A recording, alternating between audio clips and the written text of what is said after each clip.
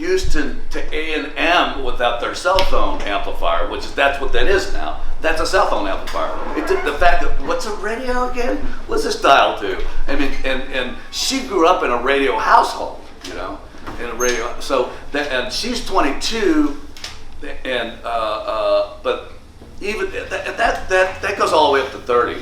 And the increase in the amount of podcasts in the last 5 years is just, there's millions of them, I guess, by now, and everything's on demand. So I would say the first thing to do is make sure your radio station gets on demand immediately, so that you can compete with that. Because I'll tell you, I've been doing on demand. I call it the tyranny of the schedule, trying to get away from. But I used to have this little reporter mic. You ever remember those things? The little bitty things you could. And it had about 12 hours of memory in it. So I would go on my computer, download a bunch of stuff, stick it in my microphone, and then I had one of those cassette tapes you stick in there with the wire. Yeah. I would stick that in. That's how I listened to stuff off the net. That was 15 years ago. Yeah, and we were, the archive. Ken knows about the archive. It's a significant issue to be able to time shift. It's the tyranny of the schedule, as he said. What I wanted to say was just the little story about this thing. What this says is archives and all that stuff. We could talk about that. But what I had asked Zach to put up was how we listen to radio. What's actually going on with people listening to radio, and I haven't seen that conversation. You have it all the time. You've been, Ken. You're the expert. I can get you to talk. And I don't know the answer to that. I listen the way I do. He listens the way he does. And the question is, is there anything we can figure out about this that then we use in the way we run the station? Does that make sense? I used to work in sales radio. Ah. The problem is when I used to go to a business, it's hard to make that sale because here's the thing. In people's mindset, if I come to you and say, okay, I'm going to sell you this right here. What I'm selling you is air. It's an tangent. You cannot hold in your hand. You can't flip it in the air, throw it to the next person. It's air. That's the hard part right there. That's the sell. And where there's a sell, there's the listenership as well. That partners with it. So going back to what you're saying, how can we connect it to where we bring more people back to radio? Well, the thing is, people need to see that visual. I kind of want to define radio. Define radio because it's not just the stick. It's the internet. It's podcasting. It's different ways of accessing it. Accessing it through the station archive, right? And what I learned from Ken is the extent to which people connect to a specific show, where you've actually put the pledging into the show rather than just to the station. It's like, and then he listens to podcasts, which I don't. What's happening, and can we define that so that then we can use it to stay alive? Since ultimately, what we need from the listeners is support. That's what I'm trying to figure out, and I don't have the answer. Big business. What experiences have we had in this room? Big business has really flooded the airwaves. Has really, the big boys, they're sucking up all the money, which leave us to really kind of fend for ourselves. So it's hard. It's really hard to. Well, what's our unique selling proposition? To use, a standard advertising term. What do we have to offer, and how do we offer it in order, as I say, to survive? We're community radio. We do more with less than anybody. We take pride in that. I have a theory that the more elegant the infrastructure and the technical setup of a station is, the less valuable their output is. You get stations that are just doing top 40.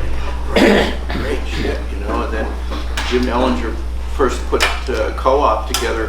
They were sitting in a room with Radio Shack microphones and a Radio Shack mixer, and they were on the air. So, we do more with less than anybody. And is there anything that we can say about what we're doing that includes all of these different ways people are listening, and does it matter? Well, how much do you charge for underwriting spot? I'm with Pacifica. We don't underwrite. You don't underwrite. We don't know. No underwriting. No underwriting. The thing about underwriting isn't that most stations that do it, that maybe they get 2 or 3% of their budget out of underwriting, right? So is that worth the risk? The value of underwriting is that makes connection with a whole bunch of people. When you have some, when the restaurant underwrites you, they put a sign in your window. They advertise for your station. I mean, you have this. That's what I think On the a real local value is. schedule, right? Mhm. But I mean, there's a lot more with Pacifica. There's a lot more risk there because of what they cover, throughout the world. They're trying That's to. the theory. But I am in favor of underwriting, and in the underwriting contracts it says the first phone call you make about the content, that's when your contract is canceled. I'd be interested to see if you're going to have to hire somebody to handle that, because Yes. the paperwork is. Yes. I mean, if that could even pay one salary. Yes, I would have. You're talking about you're talking about like $25 for this swap. It's about what the But you got to keep track of it and show what you did and all that other stuff. Yeah. You need a scheduler that has to schedule. So I was going to actually write that into the confessor, on the thing to handle scheduling. Some stations do a Define lot day better parts than and all that, particularly if they pay commissions to somebody to go out and and pull in the underwriting and stuff. But that's support. In part of the question that I'm not sure about is what it is we're actually selling, because if it's more than the stick, okay, and the stream, what else is there? I mean, what is a podcast? How does this affect what we do? I'm curious. Why did you come? What were you looking for? Sure. Well, I kind of came to this session because I work at KFAI in Minneapolis, with full power station. It's been A on great there. station. Thank you. Where the Somalis are right next to the Eritreans. Yeah, absolutely. We just added a second Eritrean program. So we have a pretty unique situation in which we have 12 languages on the air. We have a huge variety of music. Right. If you listen across the broadcast day, we have the best program director in the world, I think, but there's no way we don't have a cohesive sound, and that is the beauty of our station. And so for us, On Demand has been really crucial, because with 90 locally produced programs every week, each of them, almost all of them, are really specific to certain cultural communities. And so if somebody misses their program, it might be one of the only local media outlets that's relevant to them in the area. And so usually we see like 3 times as many listens in our on-demand section online, which I believe we just pull directly through Rivendell, because we do use Rivendell, and then we have them available for 2 weeks after broadcast. That's been enormously popular for us, and my background is in programming, but I've been doing underwriting for the past year at KFAI, which has been a totally new experience for me. And I will say that looking at these intersections of on-demand and on-air and just kind of using all of those avenues has been really helpful for us in terms of fundraising as well. We end up getting closer to 10% of our budget from underwriting. And since having a full-time underwriter at that station, that's been one of the things that has really contributed to just general awareness within the market and familiarity about our station. We've seen a lot of increased listenership because we are, as you're saying, just building those connections with other community entities. Do you see, is that happening? I mean, is underwriting actually making that happen? Where I think that it's a piece of a larger general outreach strategy. We're doing, more presence in other local media outlets and collaborating intentionally with other local media outlets. But I think that that effort, as well as just building underwriting partnerships that do feel more like true community partnerships, has been helpful in that regard. And I do think that as a younger person who's been involved in radio since I was a teenager, I would say that I definitely hear a lot of conversation about how the young generation isn't inclined toward radio. And I actually think that we see in social media and other types of just wait. We see people trying to take control of their media and put out more accurate representations of what's going on in the world on so many different levels, especially with social media. So I really don't think that drive is gone. I think it just You don't think it's? I don't think that drive is absent. I think that young people really do want like accurate local media, and they want to create media. And so just recognizing how to tie in those different media to Yeah, what so I the think research we have. This is the mystery to me that I have just no connection with, because it's generational, is that whole use of social media. I don't understand Facebook. To me, it just looks like a mess. I mean, that's what I see. And I'm not sure that we have a big consciousness about social media. I know certainly we don't at Pacifica, and we keep talking about it, but it never quite happens. And I'm really trying to find out what's going on at the other stations, and is there stuff about these issues that we can share. You were going to say something, yeah. I don't know if it's just me, but I mean, I always used to stream Democracy Now! At 8 a.m. Live, and when we went on the air, now I always listen to our station for Democracy Now! And there's something about inviting those airwaves are coming into my house, and you're bathed in them, and you just tune a switch and they come in, and then you hear a local person that many of us know in the progressive community, before and after Democracy Now! Announcing it in the underwriting. So it somehow makes it a more intimate and friendly environment to listen live on the radio than to stream it on my computer, which I've been doing for many years. Does anybody understand that? Well, I sort of feel the same way. Yeah. Can I also add the dimension of the shared experience? Because when you're listening on the radio, let me phrase this as a question. Do you feel like you're part of something bigger because Yes.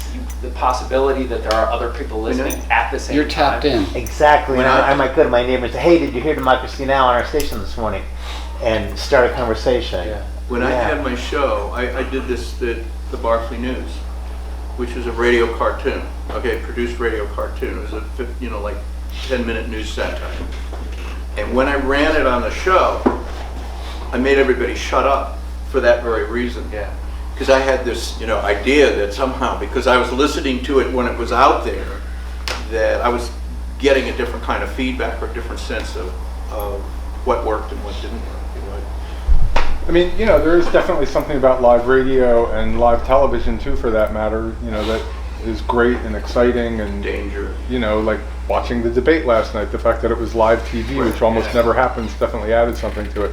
But the audience is really flocking away from live and towards on demand. And Katie mentioned that they have 3 times as many listeners on their streaming archives at KFAI, and that's very close, very similar to what we have at FMU. We have 4 times as many listeners on our on-demand archives. And I think one of the things that keeps stations from archiving is this bias towards live, which ignores what's actually happening in the real world with audiences, and especially younger audiences, that they want to be able to time shift and they want to be able to do it on demand. And I've heard some big stations that didn't want to archive, or just didn't take the archiving seriously because they didn't want to draw away from the live audience. And I had the same problem at FMU when we started archiving full-time in 2000. Some of my staff was really complaining because they couldn't wrap their heads around the idea that, you mean while I'm on the air live, our audience is going to have the option to listen to 100 other programs at the same time? And I'm like, yeah. And we just really devoted ourselves to archiving, took it super seriously, hired somebody part-time to make sure that all the archives started at the exact right time at the beginning of the show, as opposed to 15 seconds before the beginning of the show. And I think that's why we have 4 times as many listeners on archives. This thing started for me. I wrote the archive stuff that Pacifica uses, and there are other stations who are using it as well. And I put in a thing where I'm saving all the key clicks. So when somebody clicks on it, I'm getting a record of his IP address and what tool they're using to listen. Which you know all this. is it a browser desktop, or is it an iPhone or an Android, whatever. So I get that, and I haven't figured out how to print it out yet, because it's probably about 100 different ways to print it out. You know, what do you want to see this week? But looking at it in the database, what I found was about half the listeners of PFW are listening to archive shows rather than the stream, and about half the listening devices are mobile, iPads or iPhones. And when I was in New York, the last time, just riding the subway, you see this all the time. You know, at least a third of the people had buttons in their ears, and so they're. That was Well, the good old days. I'm being conservative because I remember when nostalgia was cool. Yeah. But the thing of, look, audio is audio, all right? You basically have a microphone, a bunch of widgets and gadgets, and either goes to a comm link, or it doesn't matter if you're doing music, you're recording music, or it's all the same. It either goes to a comm link or a recorder, or it becomes on demand, or it goes out live. The only real advantage that I know of for radio right now are drive-bys. People who normally wouldn't be listening because so you're getting peaks, you're changing people's minds because they just accidentally tune in and go, wow, I never thought of that. That's really important especially for, you know, if you're trying to change consciousness, you know, with information or even with music. And the other is immediate news. You know, like if you want, like something just happened, you turn on the radio and like Trump just says something stupid. That's all you hear. Emergency stuff. Right. And what will be the other? And it's brick and mortar. There's a building there's equipment there that make really good audio. I have a pretty good setup at my house, but it's not near. I mean, when you produce at the station, it's way cleaner, you know.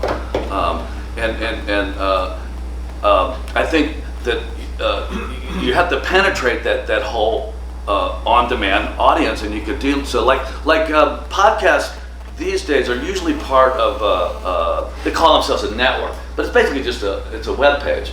And like Feral Audio is a pretty good one, and they'll have people who host other podcasts on their podcasts, and so it's like a collective, you know. So it's a lot like a radio station, and we could pretty much adopt that model, have a web page, have people who are doing podcasting and stuff on there, and the stuff that's done on HD on our radio station is essentially podcast. Nobody's got an HD radio anymore, you know. Right. Or they never did. I mean, they put them in cars for a year, and that's it. It just goes. The only reason that anybody's doing it at all is because it goes in our. So we're essentially already podcasting. We're just not combining that into a place where people can go that, like the way you put it, which points back to us, to where we're wrapping it all up and branding it in a way. So I got a lot of great ideas from your seminar. So thank you. There are a couple of things. One is what I was heard. I think I heard it yesterday. I don't remember who said it in one of the sessions, that when you get the stick, it gives you a certain authority. You know, you're not just kind of streaming. You know, is that true? Because the signal at Wolfboo is not. You know, that's not really the thing. I describe it as you're going from Houston Street to 40th Street. You know, we're 6th Avenue. We're a legacy station, and FM is still really, really important. And one of the things to keep in mind is that it's not black or white. You don't have your FM listeners, you know, and then you have your live streaming listeners, and then you have your archiving listeners, and then you have your podcasting listeners. Everybody listens a variety of different ways. We have 70% of our internet listeners are from the FM footprint. 20% are from the U.S. outside of the FM footprint, and 10% are from outside the U.S. So the largest chunk of listeners we have, and this is internet listeners, the largest chunk of internet listeners we have are from the FM footprint.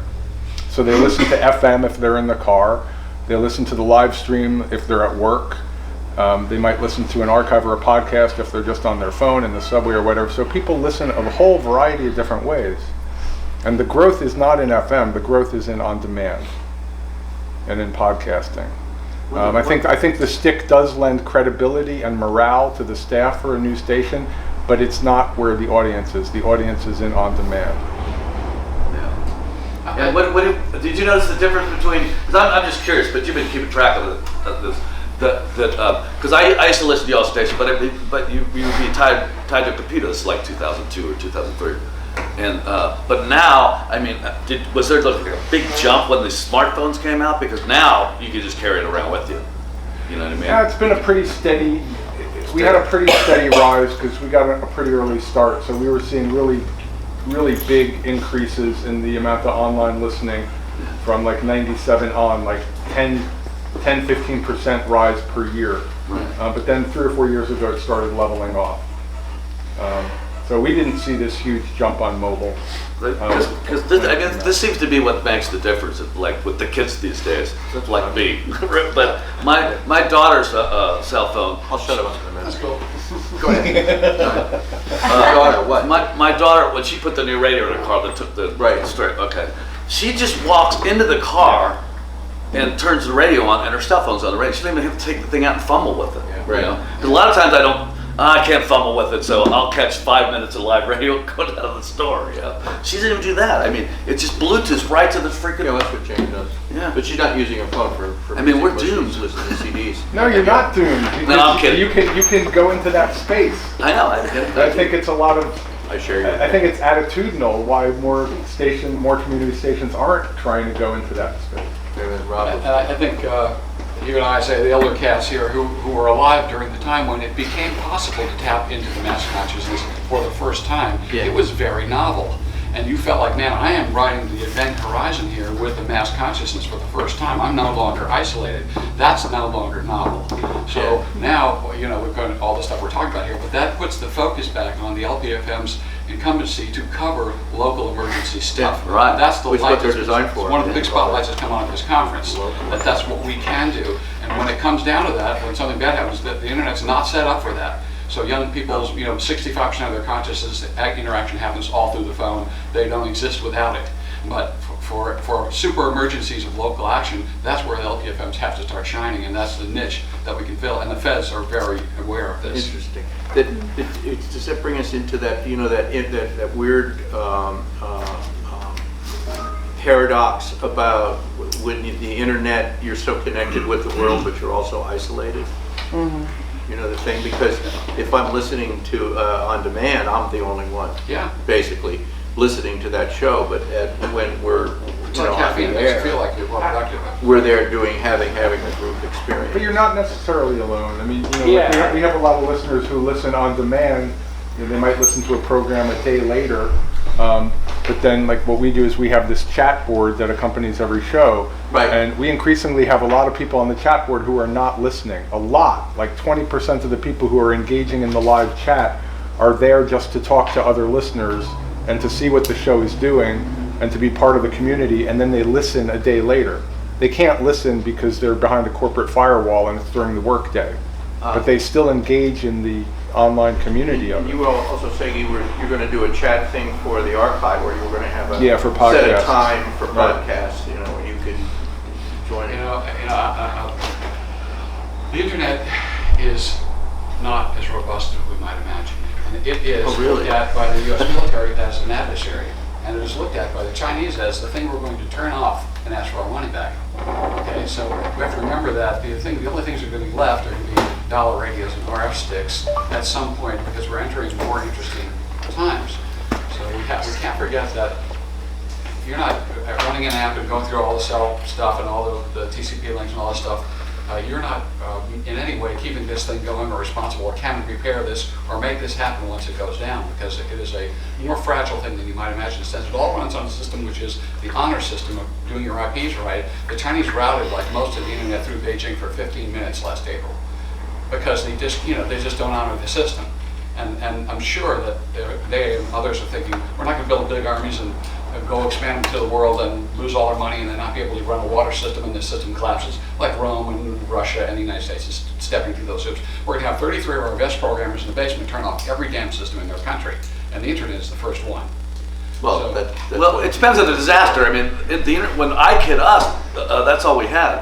Like We had a cord that went out to a car, plugged into the cigarette lighter, brought it in, and put on a modem, and the internet was still there. But the phones were out, the radio stations were off, there was no television, no power, a lot of places no water. That's It was running the only on thing that was still there. It's running on batteries for a while, and it'll go down. Yeah, but it just depends on the disaster, because sometimes the internet's the first thing to go, you know? Yeah, but it's not as robust as one might imagine, so we can't put all of our eggs in that basket. And Oh, no. I feel good having RF still around. Well, radio, I mean, obviously is still the most accessible medium, absolutely. Yeah, rural There's no communities. question, and I mean, I just kind of use it. I mean, I like the serendipity. I like the, you know, I'm not out there saying, no, I'm only going to listen to, you know, industrial thrash. That's it. I want all the different stuff. I had a theory at one point. How many people know about Myers-Briggs, the Myers-Briggs thing? Yeah. There was a book which he divided people into 4 groups. Myers-Briggs has to do with how you process information. Okay. Introvert, extrovert. What? You're an introvert or you're an extrovert. Yeah, well, it's a little different from that, but that's very much like it, you know. And there are gatekeepers, and there are artisans, and there are so forth. And 80% of the people in the 80% fall into a category where they like predictability, which was the basis for a lot of programming. What's its name, you know, and top 40 and all this stuff. So it's very predictable. And when we did the Healthy Station project, it was all about predictability, that you were going to have, you know, a strip, and you were going to have the same person and the same sound, and everything was going to be the same every time. And my theory was the other 20% are not interested in predictability. They want, you know, new stuff. You know, it surprised me. And I had this theory, and this is when I was PD, but I was never able to implement it, that we should take those 20%. And that was my excuse for balkanization and all the things we do in community radio that are supposed to be wrong. I don't know. I don't know why I said that. You know, something. Maybe having. You're old, Otis. Well, no, yeah, that's it. No, I think it started because I was saying, well, I like listening to the radio and hearing what's going to be next without necessarily knowing what it is. I actually like that. Exactly. But radio's not more accessible than a cell phone. No, but radio. No, well, the difference is, yeah, it is because I can listen to radio on my cell phone. the cell phone. And other the stuff. cell phone will go down Yes, it before went the transmitter. Are you talking about Generally. disasters again? That and just generally, and for me, it's habit. You know, you got a radio. And I've been listening to radio all my life. I listened to radio. When I was a kid, there were shows that I would never miss. I would never miss The Lone Ranger. Oh man.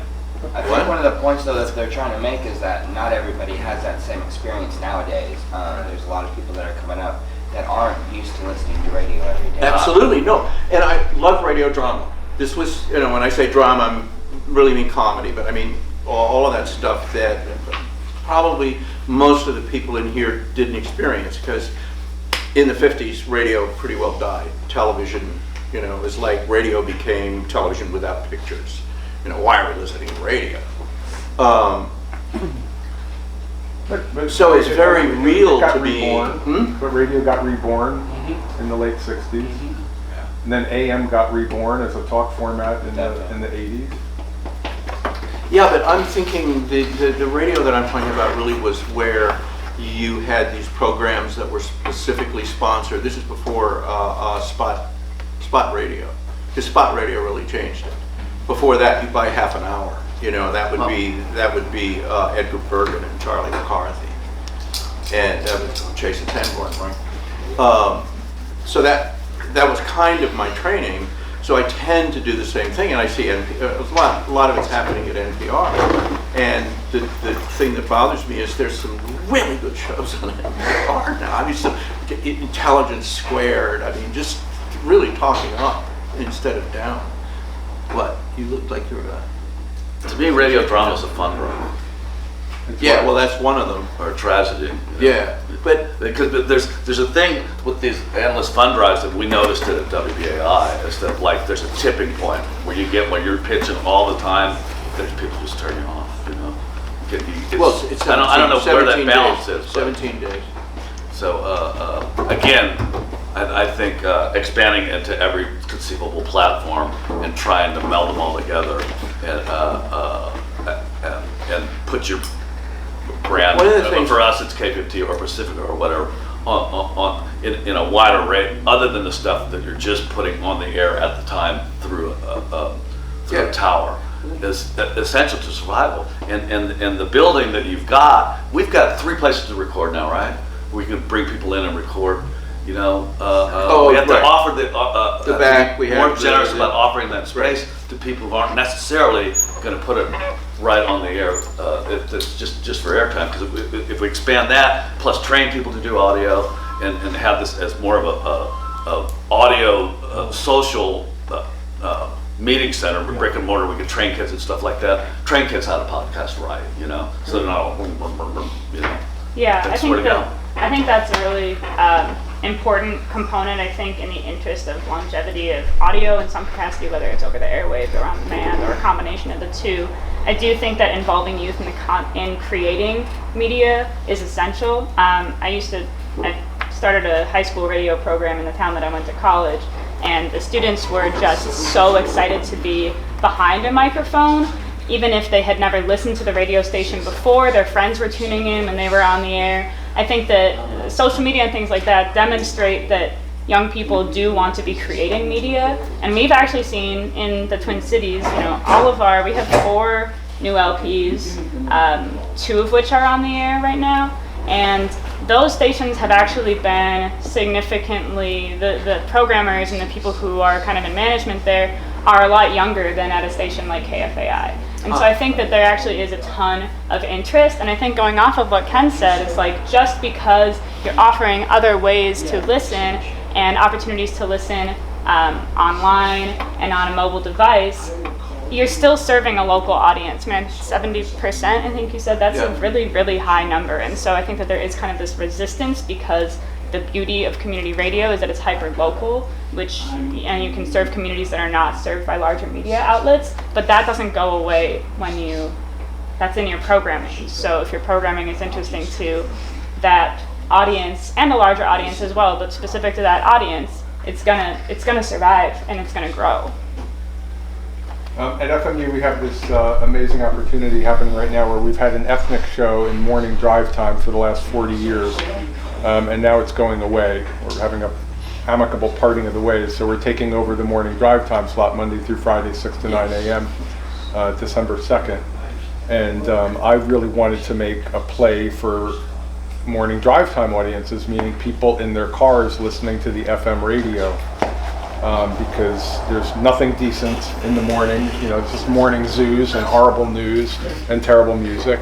So we wanted to put together a really good morning show, but part of my staff is like, you know, what do people in Europe care about, you know, what's going on Route 280 in New Jersey? You know, and so there's definitely this idea that like we shouldn't, which I'm, you know, not listening to that because It's always drive time somewhere. No, because you got expats in Europe who would love to hear what's right. going on. I'm in New Jersey and I listen to KALW every morning, and I actually like hearing the San Francisco School Board lunch menu every morning, and I like hearing how foggy it is. So I don't think people outside care about that, but I mean, like morning drive time and afternoon drive time is still an immense FM radio listening time, and you shouldn't I think stations absolutely have to give a really huge priority to digital distribution, but radio is still very important, especially in morning and afternoon drive time. And I'm not letting the fact that we have 30% of our listeners outside of our broadcast footprint dissuade me from doing a local morning drive time show. I have this thought that drive time is when you have to have a very strict clock. Yeah. Because the people are, they want to hear the traffic. The traffic said, "Oh, wait, give me the traffic," No, that's right. We're And going to, stuff like that. 22 minutes after the hour, we're always going to do the San Francisco lunch board menu. There you go. And that's important. Because you got to know where it's going to be. That's the exception to my thing about the 20%. Except for I used to listen. Now you have the traffic right here.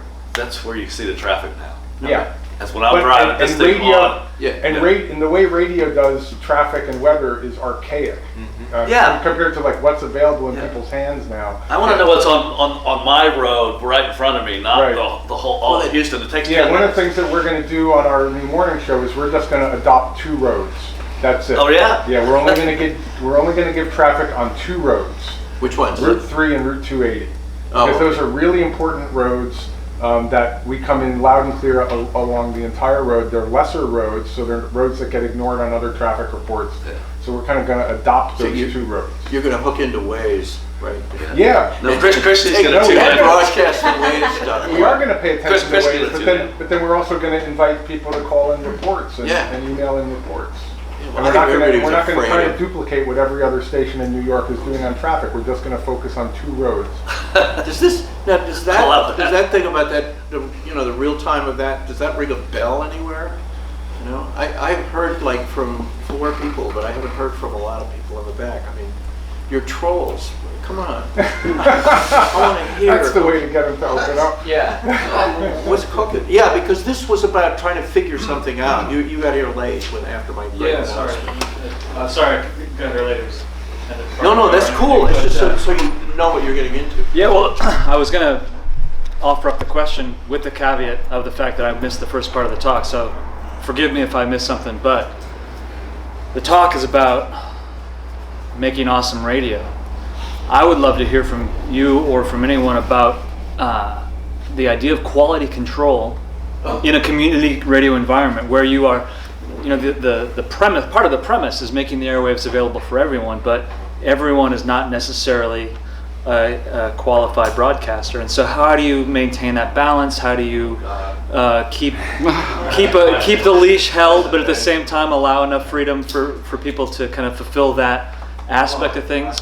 And then just making, how do you make good radio? How do you give feedback and say, listen, hey, you're doing a great job, but you could be doing this better? I have major theories about that, and some of them I've implemented, but I think there's somebody here who's really done it, who can speak to that with great authority, Mr. Freeman. I think that's one first step. Quality, because I don't see, quality control for me, it starts off with somebody who wants to control. And one of the things you don't want to do is control.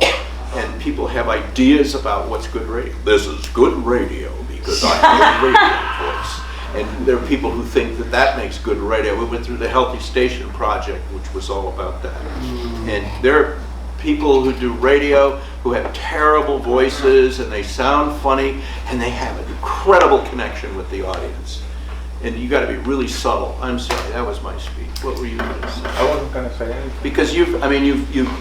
I'm the wrong person to even address that because FMU is about spontaneity and experimentalism, and I encourage people to take chances and I encourage people to fail. Right. And we're intentionally inconsistent. One of our T-shirts says consistently inconsistent. I think that's a voice. There are certain things that I focus on, like across everything. Like even if you're going to take chances and fail and do weird things and fall on your face, I want to always make sure that people have the right microphone technique. Yeah. I want to make sure they're not accidentally on mic for 15 minutes when they only should have been on mic for 90 seconds. Just certain basic things. And that's the easy part. That's the part you can train. Right. You can train. Like bad mic technique. You can't really train somebody's bad talent mic or his technique art. and bad interview. I think the thing that I focus on more within my station's environment, which is admittedly very different, is bad mic technique and bad interviewing technique. Yeah. That's such a problem. And that's you the can train critique. people. You can train people 10 times and they still have problems with mic and interview technique. How did this come up? Just out of curiosity. I got it. Yeah, well, basically, I hate radio. We got a lot of horrible people. I mean, there's virtually no radio that I would ever listen to. I just, it just doesn't excite me. There's nobody that I connect with. It's like I listen to it and I think it's, huh? Are you doing radio? I have been. My background is in theater and film. You had a show. No, I don't. Why not? But you're I going will to, right? next week. Yeah. Basically, I've been tapped by. I'll probably teach you more about the answer to your question than anything. Sure. Particularly if you're willing. I hate listening to myself. Yeah. But I mean, if you're willing to listen to yourself. Well, and I'm looking forward to that challenge. I just haven't started yet. I got tapped about a week before this conference. They said, would you like to start this job, basically this job of filling up airtime. I said, yeah, I've never done radio before. I'm not crazy about the medium. It's like, and mainly, and I've talked with a few people like Bob here. He was really encouraging to me when I first showed up. I talked to him. And I was just kind of like, man, I don't even know what I'm doing here. And it was great. I really appreciated his advice, and several other people. Actually, Emishan too. Our talk last night was like really encouraging and really I feel enthused now at the project and the prospect of it. What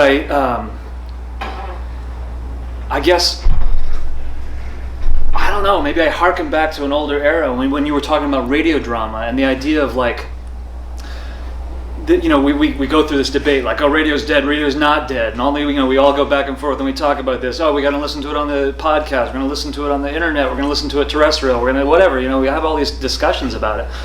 And to me, the fact is, it's not so much the medium with which it's delivered. For me, it's like the quality. I'm not interested, and I don't mean this in a self-righteous way of like, you have to sound like this to be on the radio.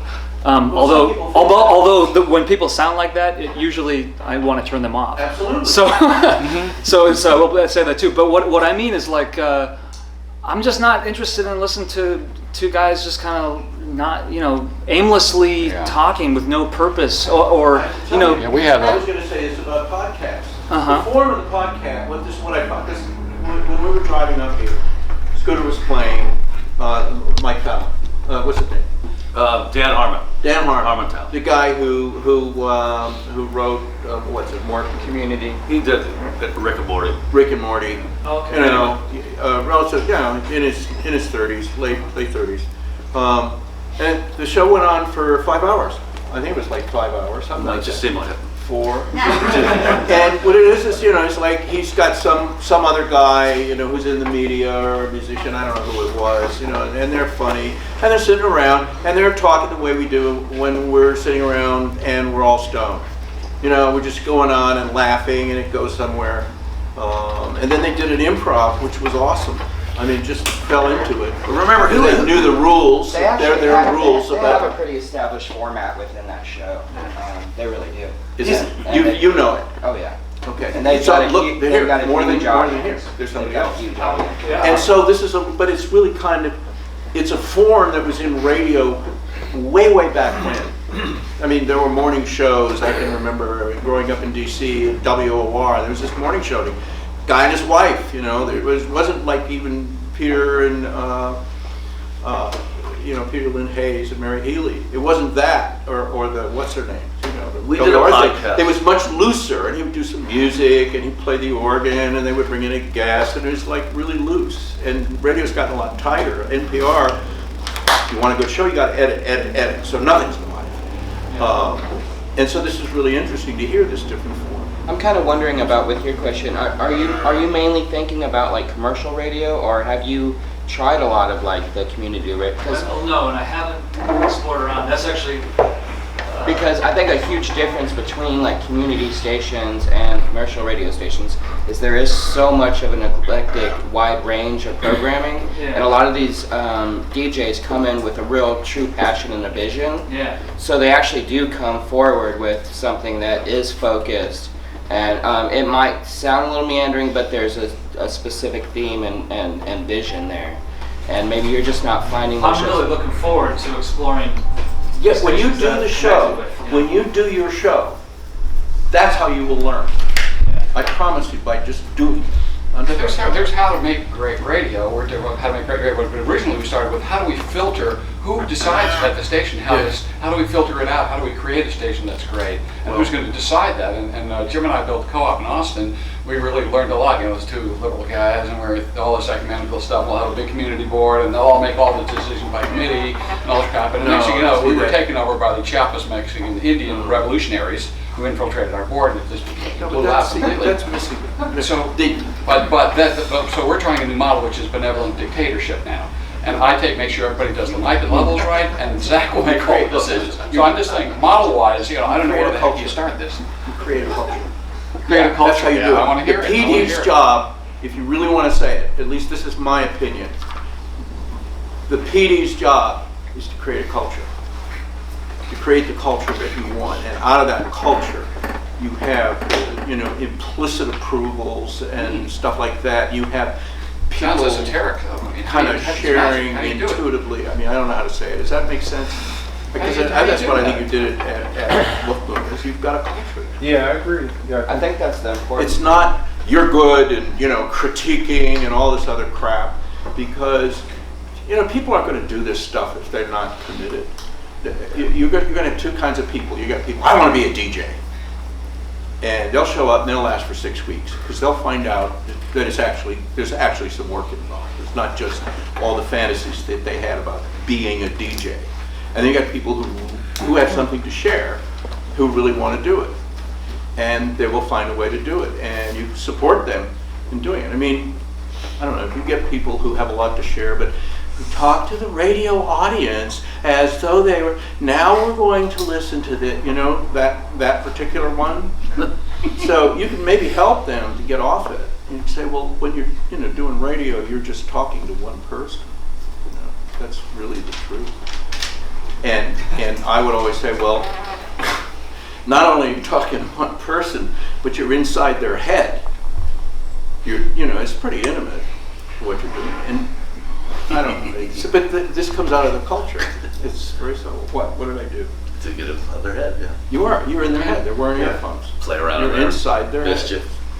Well, like Skidder was saying earlier about Feral Audio, how they have a lot of cross-interaction within their shows, not only having other guests onto their shows, but also talking about their shows with them. I think that's also building a culture, and I think that's a great sort of thing to look towards for community radio stations, because within that same format, they have a bunch of different styles of shows on that page, but they all feel like one thing. There's in a a way. consistency. And with a community radio station with that wide range of different varied programming, there are definitely ways that you can still make it feel like one unit, and kind of like important, like a community, and have that feeling like permeate through the station, even if at 2 o'clock it's blues and at 5 o'clock it's metal. When you were talking about this, what came up for me was radio wars. How many of you know about radio wars? How many of you ever heard of Fred Allen? Talk about feuds. Well, there were radio wars, where on the radio, when the comedy shows, they would get into a war with somebody else. It was total war by agreement. But for instance, at KPFT, back in the day when we were still having fun in our fun drive, we would do women against men. You have radio wars, and it's an audio medium, right? Radio's sound. Sound is story. It's linear. There's a story going on. So we want story. I think in fun drive, you always want to have a story in your fun drive about what's going on. You do have an implicit one saying we're up to this goal and so forth. I mean, I don't know. People do them differently. I just know how we did them. So I don't know. There's that, and the podcast there seems to be an element of that. I like shows about shows. A lot of the radio shows, the comedy shows, were shows about shows. They were shows about the radio show. Jack Benny, probably most famously, was a show about the Jack Benny show. So it was all the backstory going on. But he was a comedy guy. That's, I don't know, story. Maybe there's something about story and all this. I know, like, within Yeah, that thing. I just think, I think the purpose and passion is what you said. Speak up, because we're all... I mean, you have to tap into the purpose and passion of people in your community. You're serving the community. And so, it's not about you, the announcer. It's not about your games and your fun times. It's about, no, sorry. It's about the people that you're serving and their purposes in life and why they got those purposes, which are fascinating stories. And, I think once you tap into that, that's where you get quality radio that is not being done elsewhere. I mean, that's another thing. When Lou Hill created KPFA, right there. He you know, in the board description, it was like in the mission statement, it's like, we're gonna do stuff that nobody else is doing. Yes, that's in the mission statement. We're Right. supposed to be doing not generally done by. Yeah, and people. so- That's all true, absolutely. And that's Communities what, that's wanna be- our mission. And there is creative stuff that's not being done elsewhere, but like the kinds of comedy things that you're describing and so on, and the nostalgic things that you're describing. But I think what's not being done elsewhere is people, you know, tapping into the passions of the people in your community for real issues. I mean, and maybe real, you know, aesthetic things that aren't being discussed as well. I mean, I don't know, but you know. We're at the end. You know, no, we're at the end, and Anne. Yeah, I wanted to say something about something I haven't heard, unless maybe it was discussed before I came in. But